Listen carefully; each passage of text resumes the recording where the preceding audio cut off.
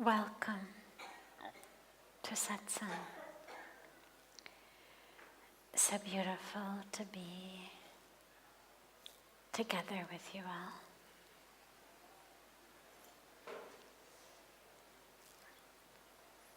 We will start, as always, with a question that comes in advance from our family joining on the internet, online. And then we'll open it up to any questions that anyone here has. There's a microphone right here in the center, so if you have any question, sure, I'll start with one of these and then we'll take you. And then you can come up to the mic and just share your name and share your question.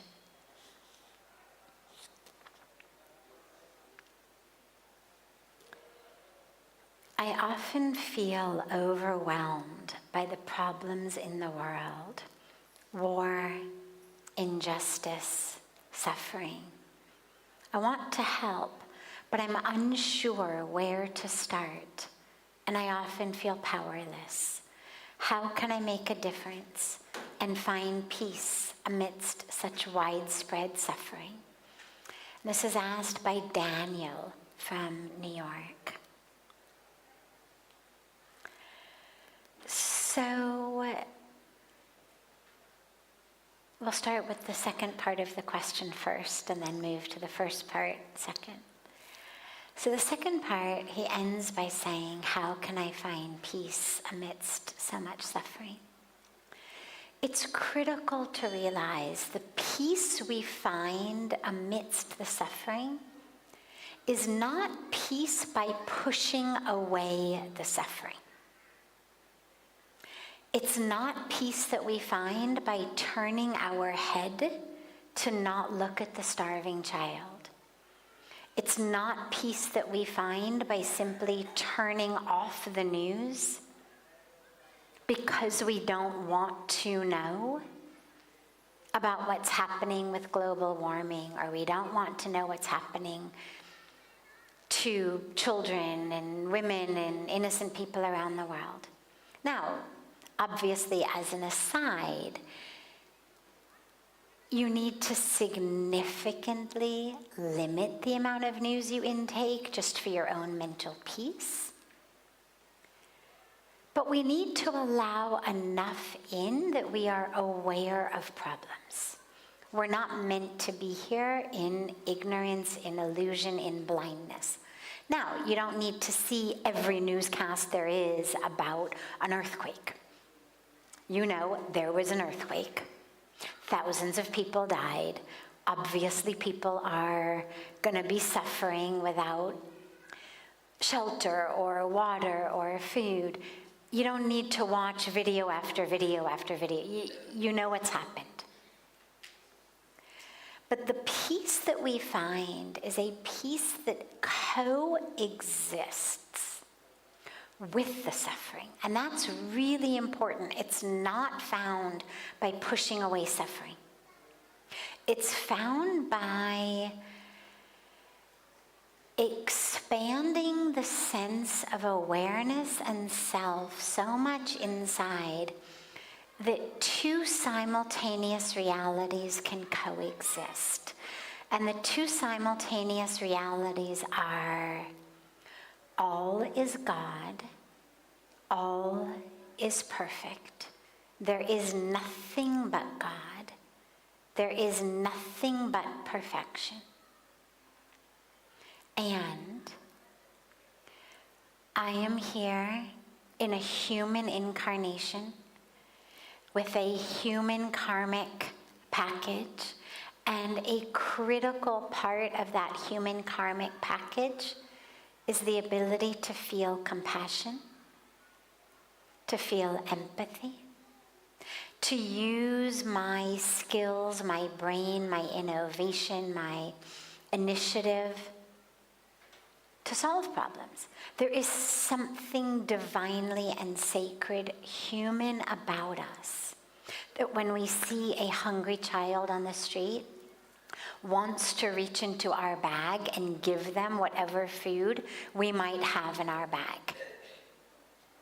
Spirituality is not turning off that sacred human instinct, but it is allowing that human instinct to exist and to give to it. Absolutely. By all means, give what you have. As Khalil Gibran says so beautifully, give now, so the joy of giving may be yours and not your inheritors. Give, give, give. Absolutely. And amidst the giving, we are able simultaneously to exist in an awareness that this being over here has agreed on some soul level, some cosmic drama level, to play the part of the poor child so we can play the part of the compassionate, empathetic person who gives. And that it's all happening on a stage, a divine stage. But they are giving us essentially the prompt.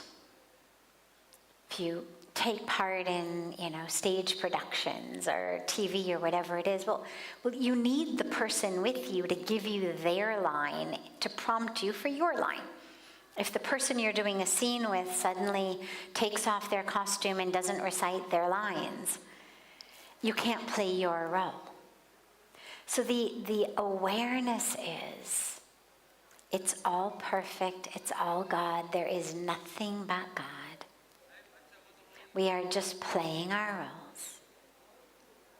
And yet, on this other side, part of my role, a critical part of my role, is the very authentic feeling of empathy.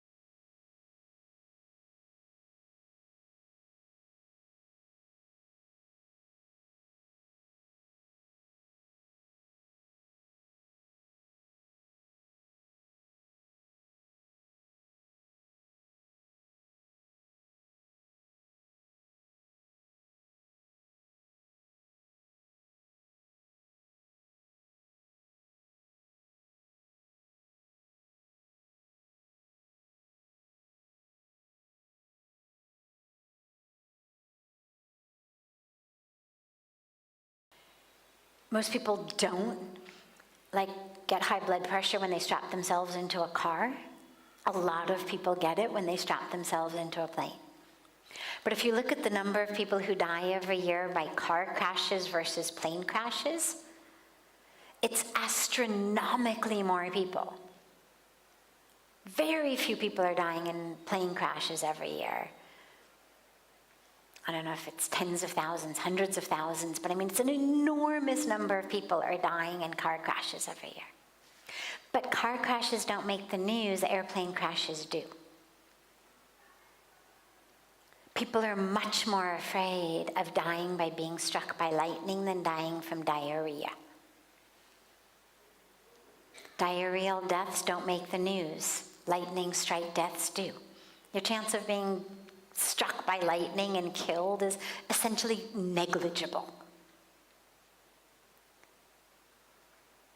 Live in a third world country, your chance of dying of diarrhea is actually tragically high. But it doesn't make the news, so it's not what we see. So when you're feeling overwhelmed by the problems of the world, try not to allow yourself to succumb to the bias of that which gets the most news is the biggest problem we face. That which gets the most news is that which sells newspapers. End of story. Has nothing to do with the bigness, the commonness, the likelihoodness, the global impact of it. It's whatever the algorithms have taught them over the years sells the most newspapers. That's what gets printed in the newspapers. Allow yourself to focus on what are the problems we face that you can do something about. We all have so many different skills and abilities and opportunities and resources. What can you do something about? And it may be little. It may be little. The other day I was feeling particularly dejected about the state of the world. And so I went to my favorite elephant adoption website, orphanage. It's a beautiful orphanage in Nairobi that I love and support, and adopted 2 new elephants. In the scheme of things, it's small, but it was in the moment something that I could do that A, is going to have, albeit small, a bit of a ripple impact on conservation efforts for orphaned elephants in the wild in Africa. But what it is it's something that enables us to feel in the moment, because that which I was feeling dejected about was something I didn't have any control over. And when you feel miserable about something you have no control over, not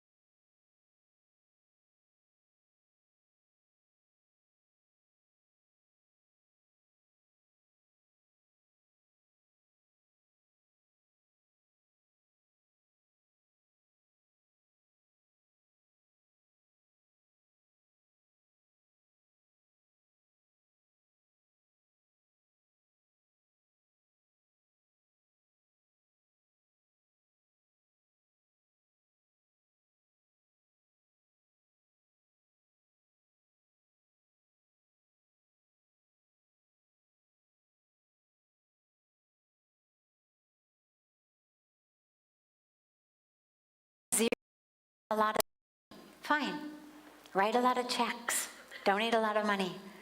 Some people have a lot of time, no money. No problem. Give of your time. Some people are, IT tech, some are engineers, some are artists, some are whatever it is. We need all hands on deck. And so find something that you can actually be part of. Again, tragically, that which fills our mind through this availability bias tends to be that about which we can't do much. And so it makes us feel really hopeless and helpless. But there's so much we can do so much about. And whether it's simply becoming a vegetarian, or being vegetarian for a certain number of meals, a day a week, whether it's taking the money that you were going to spend on a shopping trip to kind of make you not so depressed and use it to buy clothes for a very poor person to use to go on a job interview.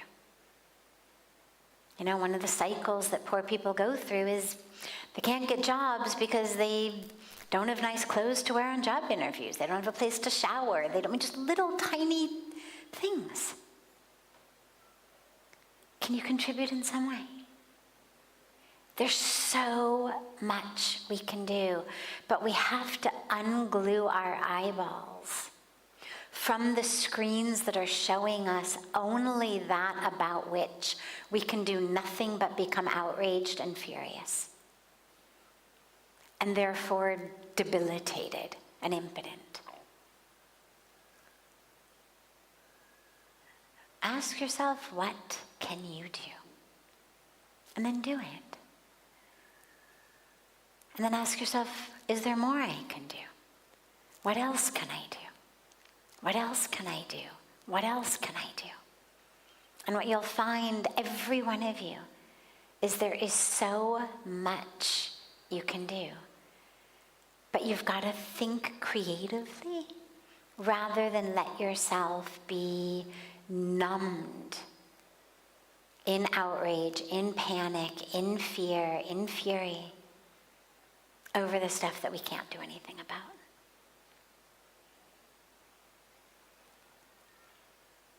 Other questions? Yes.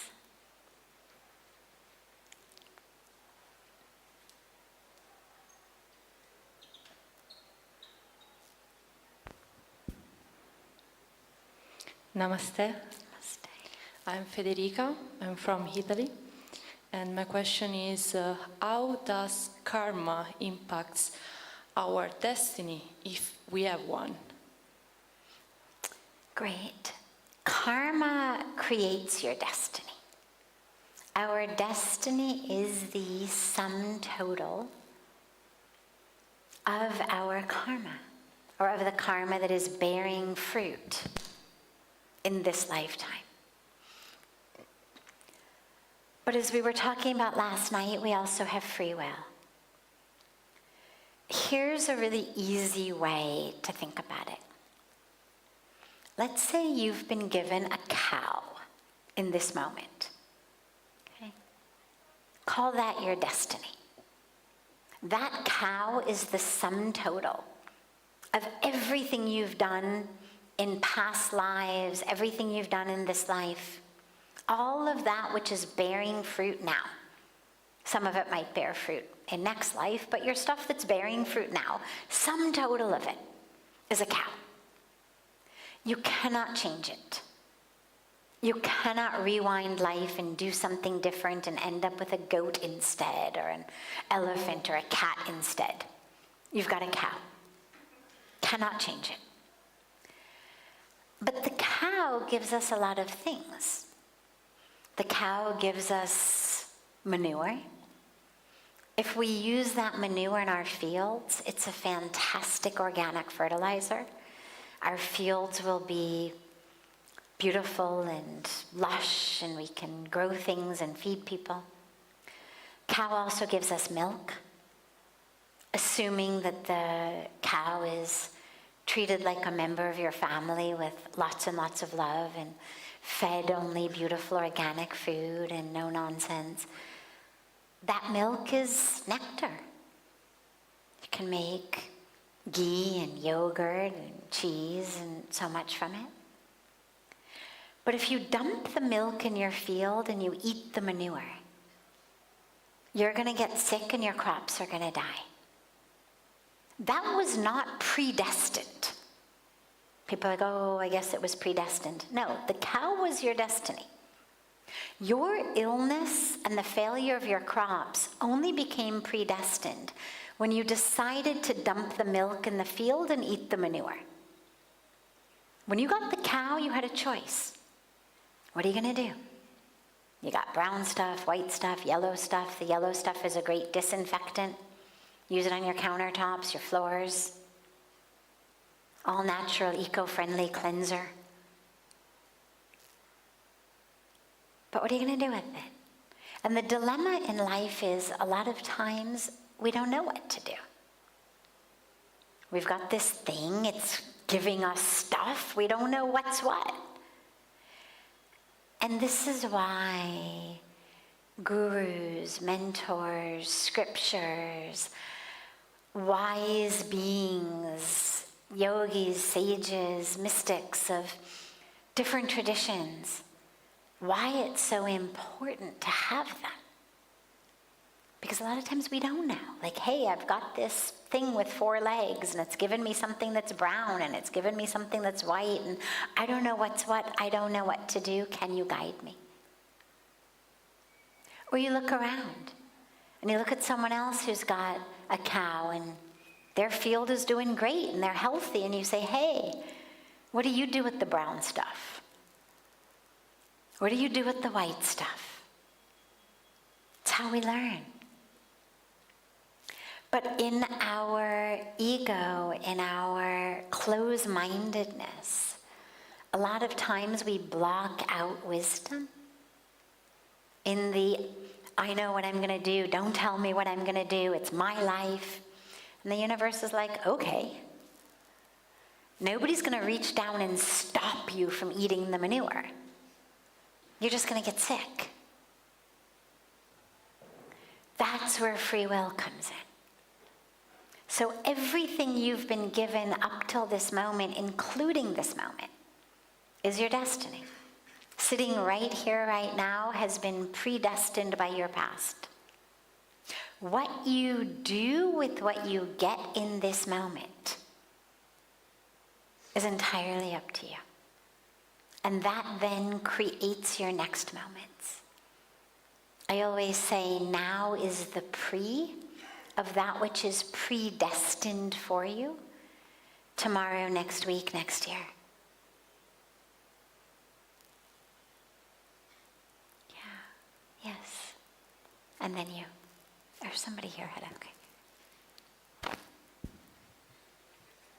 Sadhviji, Jai Shri Krishna. Jai Shri Krishna. I have been suffering from depression for the last 44 years.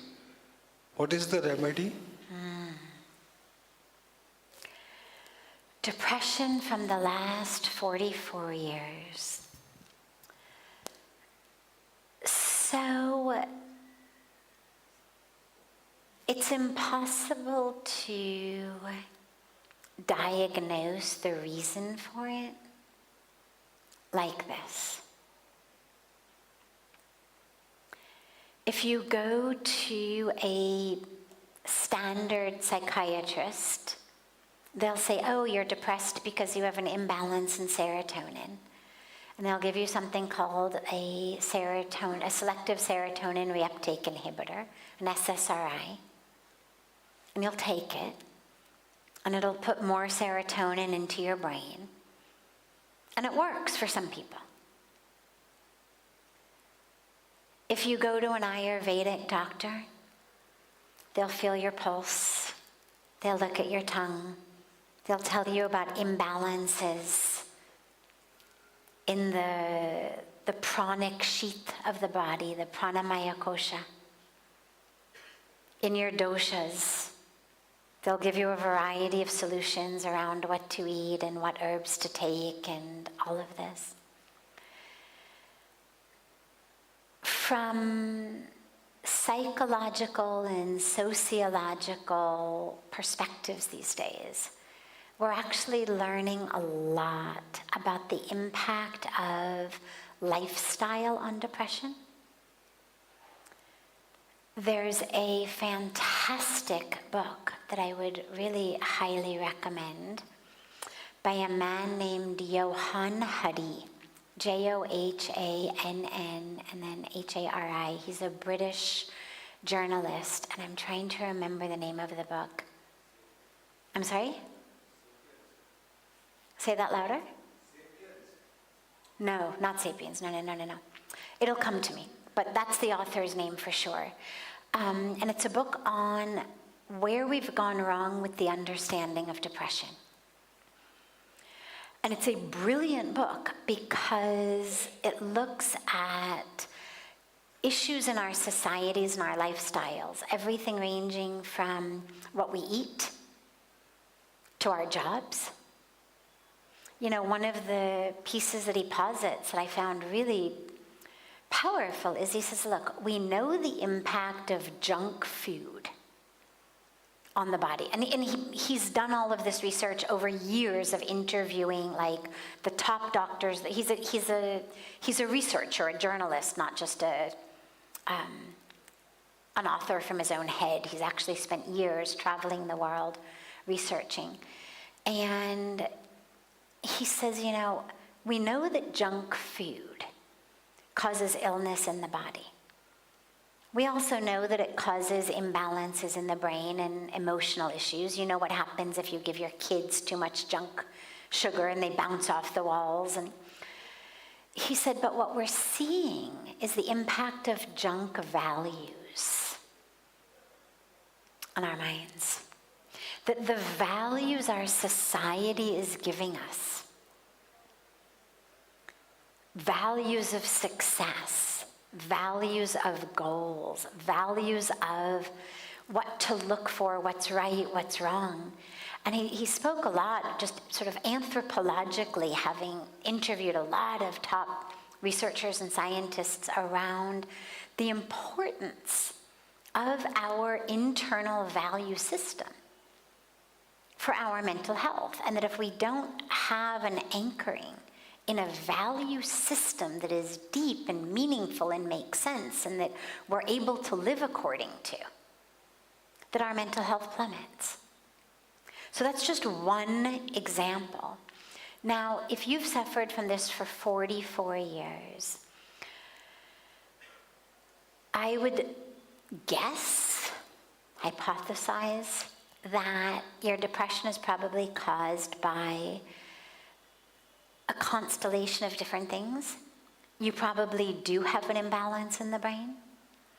Whether that's what caused it, or whether that is simply something that has come to coexist with it due to having suffered from this for decades, we don't know, and honestly, it doesn't matter. But if you've been suffering for 44 years, I would absolutely say to you, do not feel badly about going to an MD psychiatrist and getting yourself a prescription for an antidepressant. Like, if you've been working for 44 years to overcome depression, see what medicine can do. You know, you look at people with diabetes, for example. A whole bunch of them, a huge percentage of them, if they really take their diet and exercise and lifestyle seriously, can actually recover from it. They do not need to go on insulin.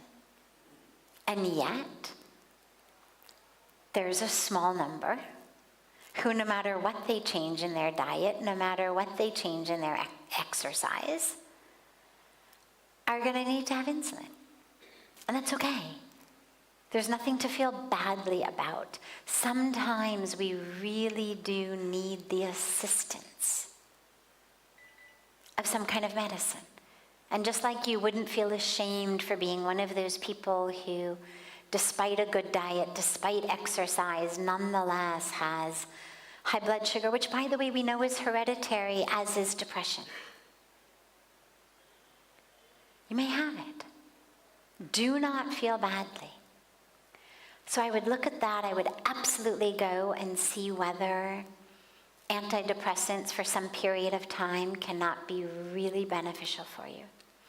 But I would also look at lifestyle, because it becomes a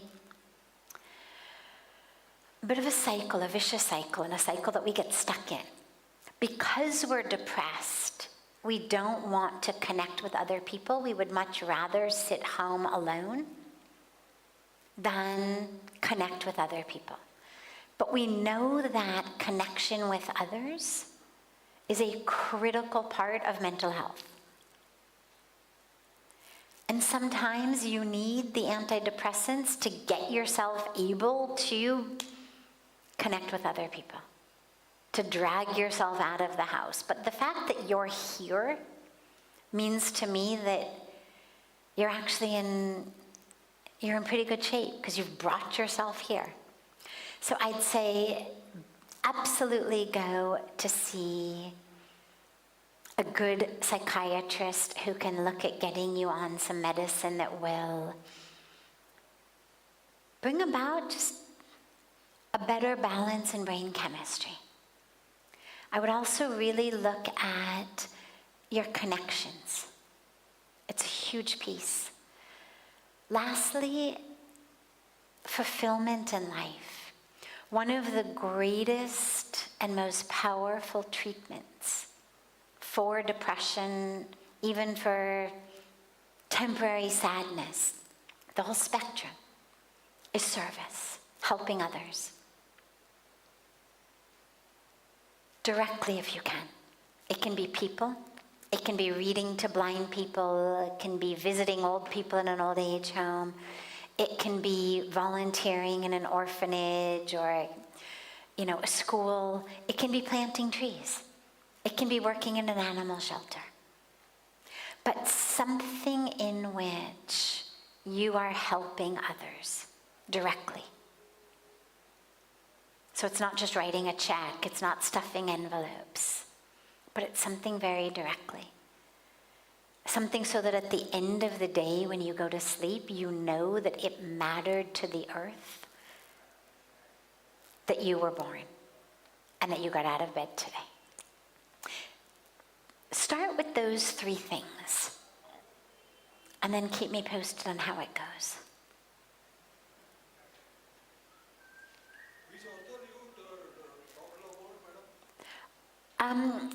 So I don't have a specific doctor, but a psychiatrist, because you're... Oh, Johann Hari. It's Johann, and then Hari. What is it? Lost Connections. The book is called Lost Connections. Fantastic book. Fantastic book. Yeah. Yes.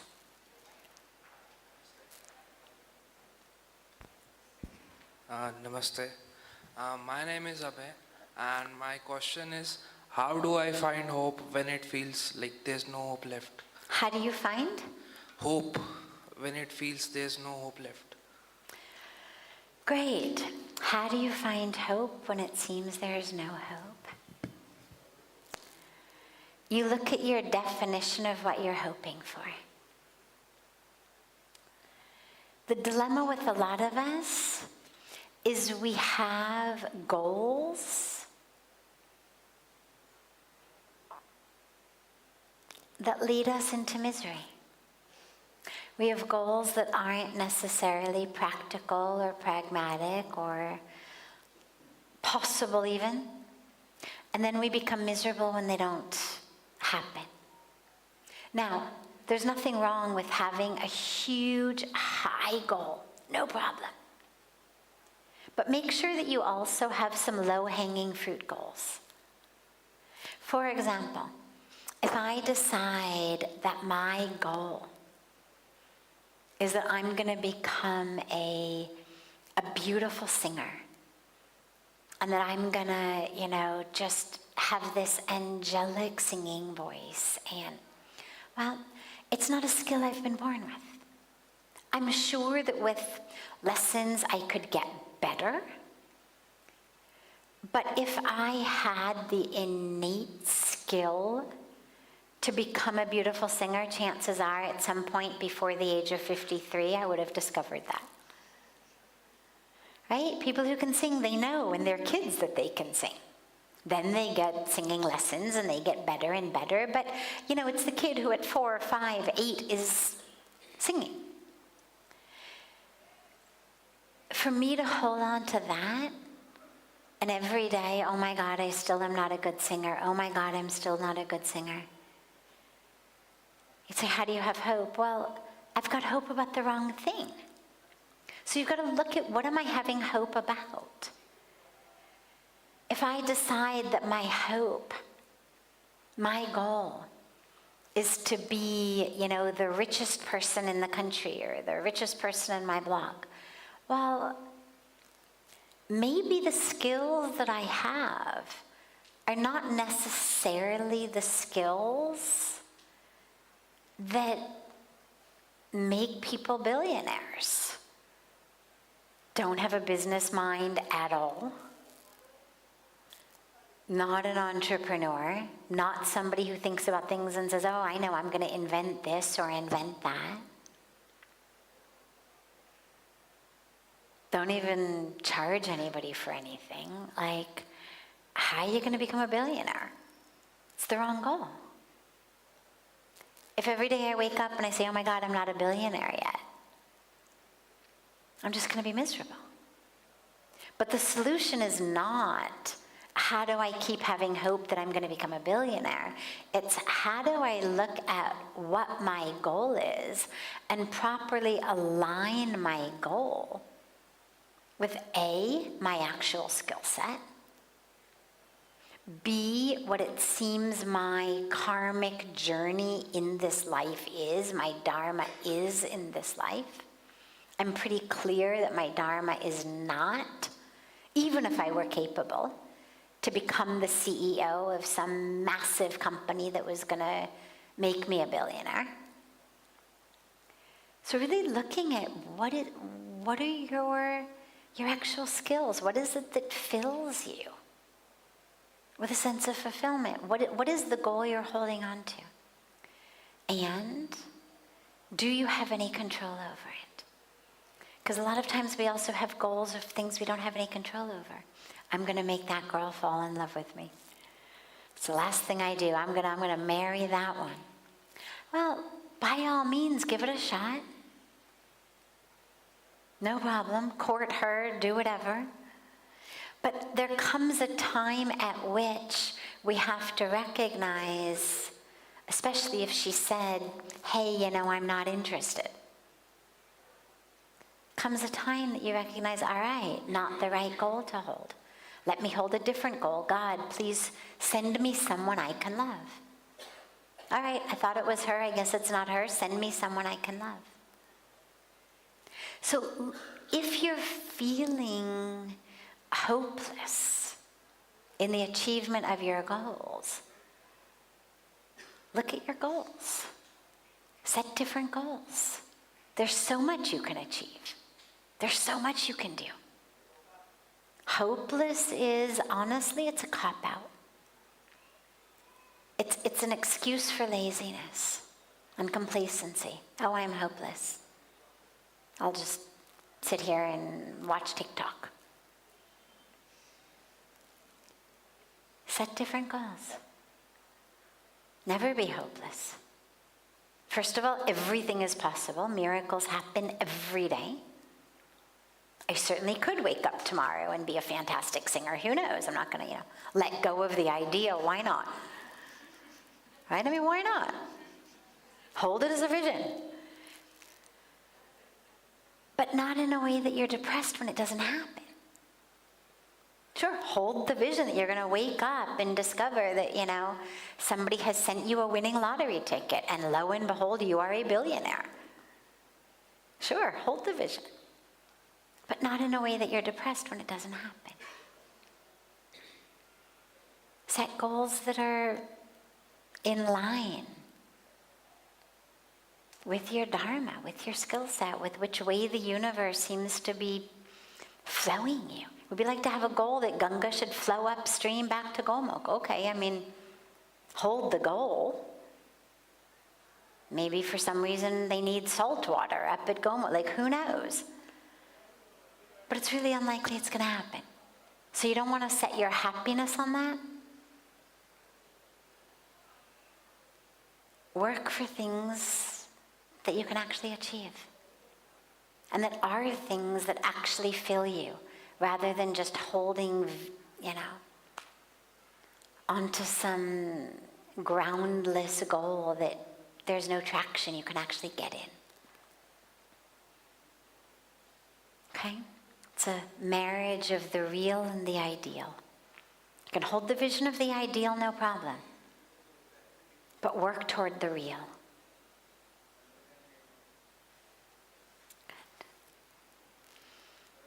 Have a beautiful, beautiful rest of your evenings. We will not have satsang for the next few nights. I'm leaving tomorrow to go to Mumbai for a few days. I will be back either on the 17th or the 18th. We'll put something up on social media as well, and we'll also put a note up on the bulletin boards in both of the reception areas, this one here and Pujya Swamiji's reception, letting people know when satsang's gonna start again. Hopefully most of you will still be here, and I'll have the chance to see you. And for the others, I hope that you come back again very, very, very soon. So much love to you all.